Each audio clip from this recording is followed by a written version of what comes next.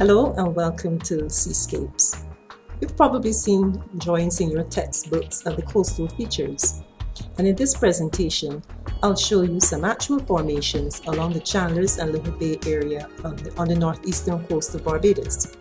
This should help you get a better sense of what the features look like, and by seeing the wave action you should also get a better sense of how that action contributes to the formation of these features.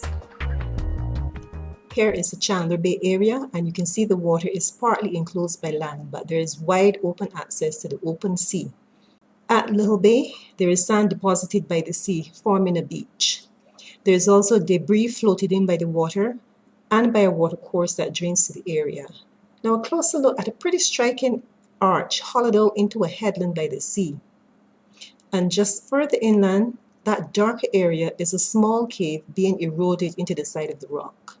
Over time, the roof of the arch will collapse, forming a stack. I don't have a stack, but here at Chandler's is a stump or rocky area detached from the land and eroded down over time. So stacks erode into stumps. Along this headland, you will see cracks in the rock. Here's a close-up. Eventually, the crack will erode until the rock face collapses down into the water below. If you look at the base of the rocks in the background, you will see level rock, or a wave-cut platform. On a wave-cut platform, you may see blowholes. That's water shooting up through the holes in the rock by the force of the waves against the rock. Not the waves crashing against the rock, but look for that burst straight up into the air.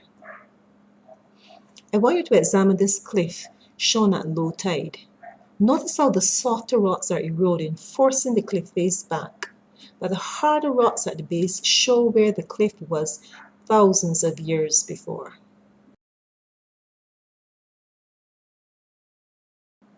Here's another cliff face sheltering yellow sand deposits. Sand on this coast is quite greeny with a browner, more golden color.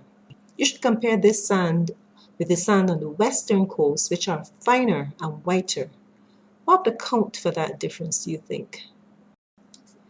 This inlet goes about 100 meters inland, with wave action undercutting rocks along the edge of the channel. Here you can see the water undercutting the rocks, and the rocks overhang. You can get a much clearer view in this shot, taken out the same area at low tide. And the waves hit right underneath the notch at high tide, so there's quite a few feet difference between tides. Although we're focusing on wave action, just listen to the force of the wind here for a few seconds. That also contributes to some of the erosion that you have seen. Finally, for this video, notice there's little vegetation close to the sea, but as we pan inland, there are more patches of green.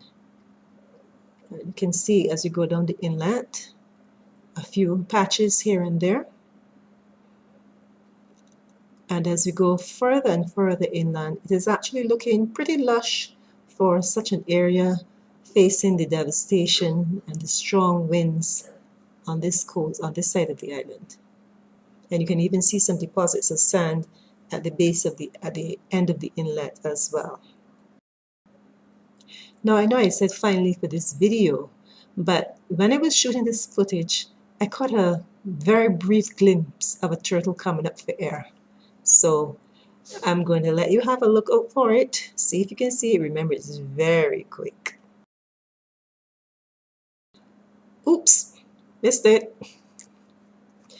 So I hope you have a better idea of what these coastal features actually look like.